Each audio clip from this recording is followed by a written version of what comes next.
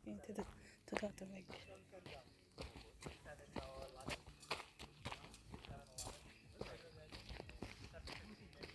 Huh? Oh wow, nice tent. Hi. Oh, nice place. Oh, so dito ka lang lalakad. And then it's already. So, yeah.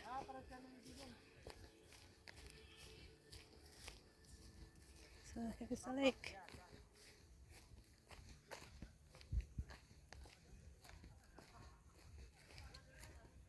So this is where they're gonna play the speedboat.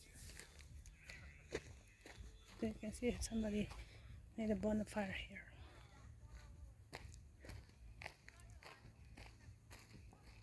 Somebody's doing the fishing.